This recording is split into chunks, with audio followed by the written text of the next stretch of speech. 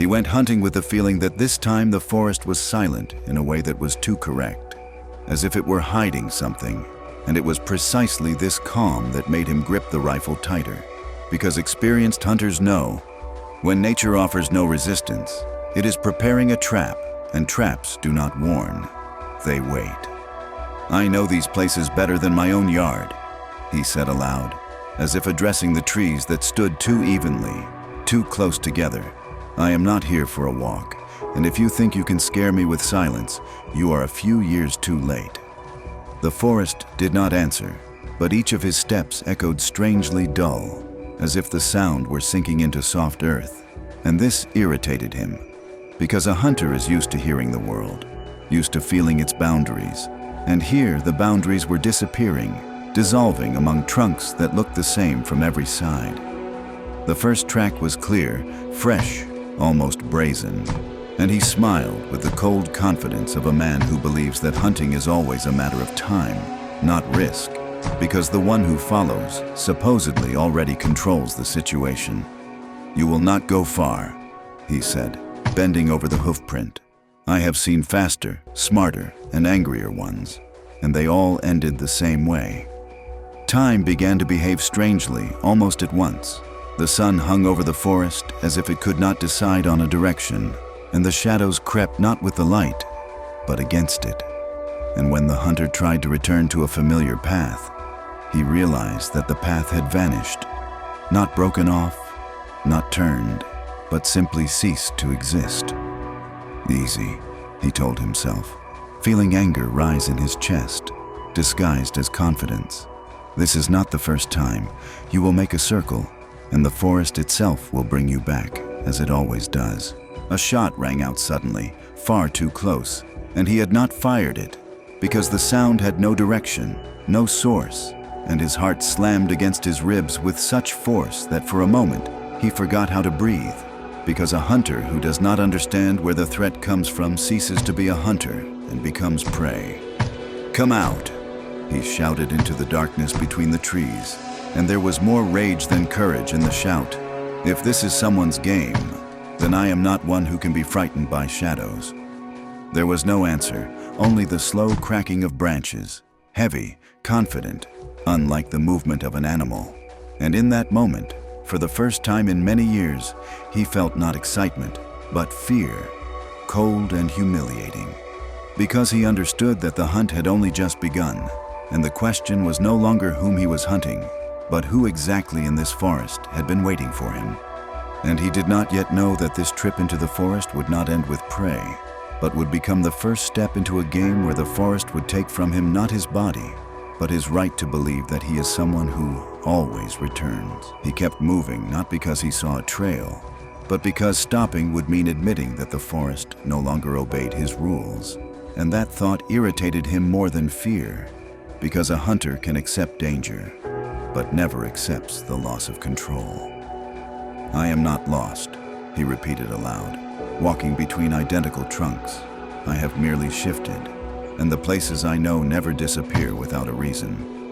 The forest began to respond with movement, not sharp and not chaotic, but slow, as if someone were imitating his pace from a distance, and every such sound struck his nerves harder than a scream, because imitation is the language of those who study, not those who flee. "You think I will follow this," he said into the emptiness, gripping the rifle. "But I am not one who can be led in circles. I decide myself when the game ends." Hunger did not come immediately. It arrived as irritation, as impatience, and that was more dangerous, because a hunter who grows angry begins to make mistakes, and the forest seemed to be waiting precisely for that, tightening the space until the air felt heavier.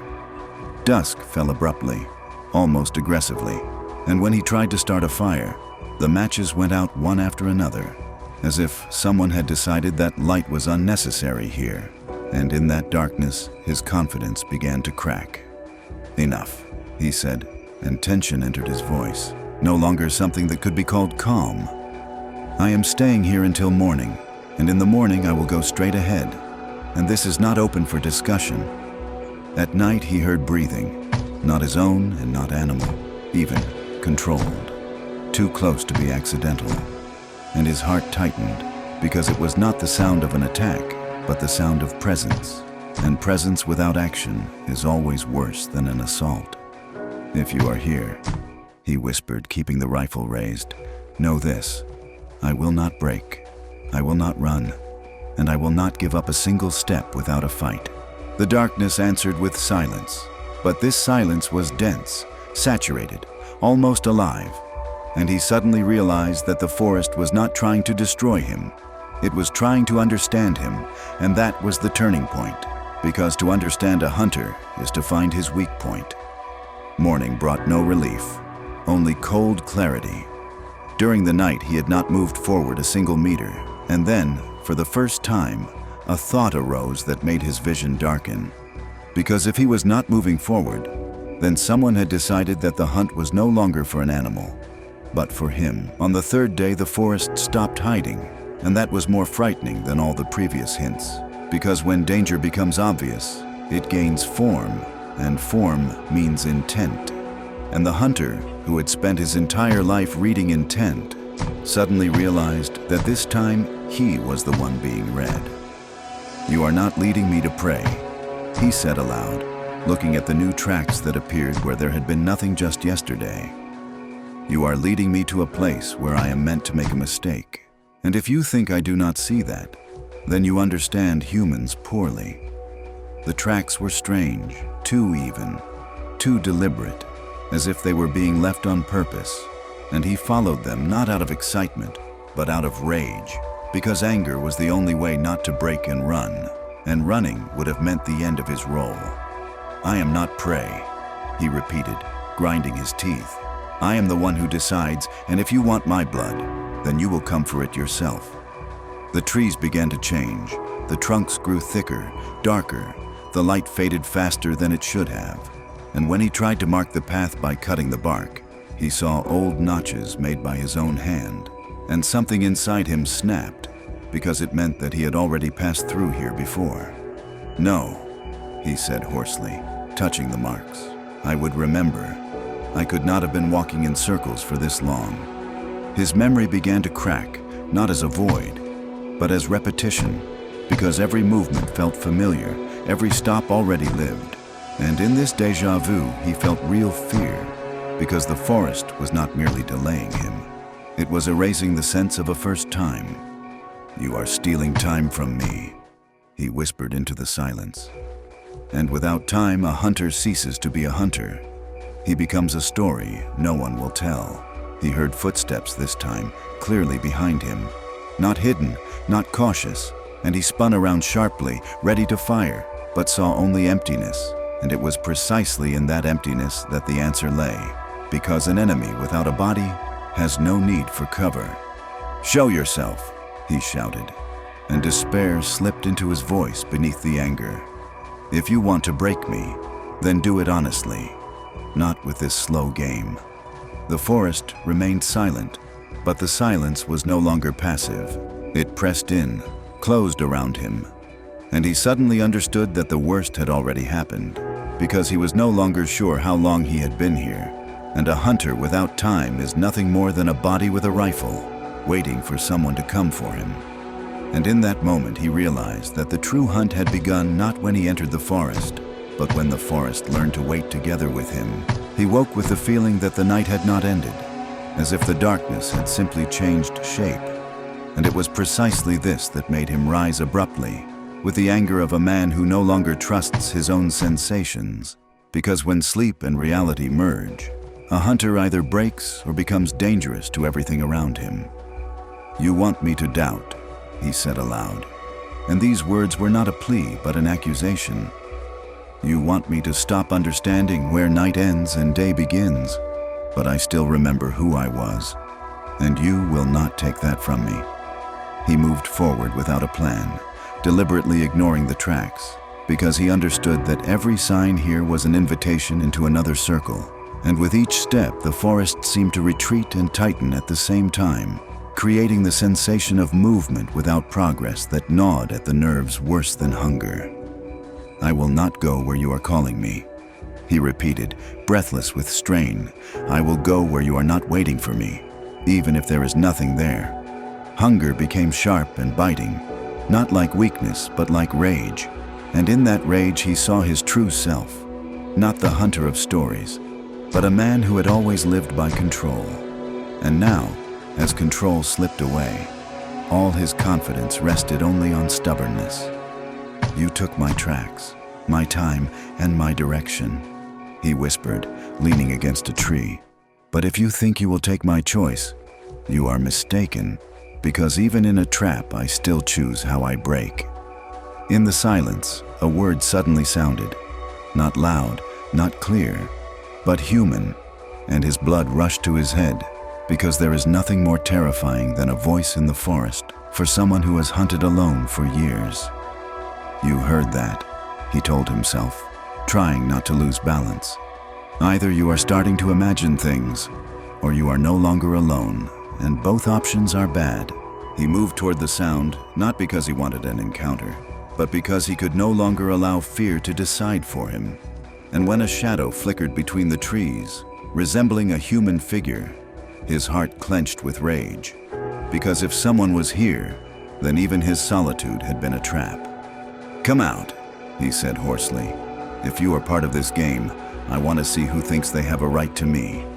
The shadow vanished, and instead of an answer, he saw before him his own footprint, fresh, deep, made just minutes ago, but from the opposite direction. And in that second, he understood that the forest was no longer merely leading him. It was mirroring his movements, his thoughts, and his fears. "You turned me into bait for myself," he whispered, and despair entered his voice, impossible to hide anymore. "And if I do not stop now, the next step will not be mine, but yours." He sat down in the middle of the forest, not hiding and not defending himself, because for the first time he understood that running and walking are the same thing if the direction does not belong to you.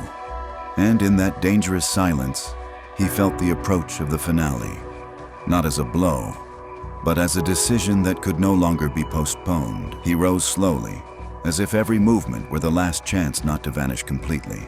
And in this silence, where even the air seemed alert, the hunter understood for the first time that the forest did not want his death, because death would have been too quick a release, and true hunting always ends in breaking, not in blood. "I am no longer playing by your rules," he said aloud. And in those words there was no heroism, but the exhausted dignity of a man who had lost everything except the right to say, "Enough. If you want to leave me here, then do it without masks, because I will not run, and I will not beg." The forest answered with movement, slow and heavy. The trees parted, revealing a narrow passage that looked not like a path, but like a trial. And his heart tightened with anger, because the hunter realized that the exit had always existed. It had simply been accessible only when a person stopped demanding. "You waited for me to break," he said, stepping forward, "until I stopped calling myself the master, until I admitted that control was a lie. And now you are letting me go not as a victor, but as one who understands the price." Each step hurt not in the body, but in memory, because he felt himself leaving behind not just the forest, but a part of himself that had lived by hunting, by proofs of strength, and by the right to take without asking. And this loss was worse than any wound. "I will leave," he said almost in a whisper. "But if I return to a world where I start killing again without thinking, then this forest will be right to have left me here forever." The passage ended abruptly, and the world opened sharply with sound, light, wind that did not press but moved freely. And the hunter stood at the threshold, not daring to take the final step, because beyond it waited a life without the justification of, "That's how it's done." "You took hunting from me," he said into the darkness behind him, "but you left me choice, and that is more cruel than any sentence." The forest did not answer, because the finale required no confirmation, and when he finally stepped out, he knew that he returned not as a hunter and not as prey, but as a human who had once seen how easy it is to lose oneself while believing that one is always holding the rifle pointed in the right direction. And if one day he ever enters the forest again, it will no longer be to hunt, but to remember that the most dangerous prey is certainty that never questions its own righteousness.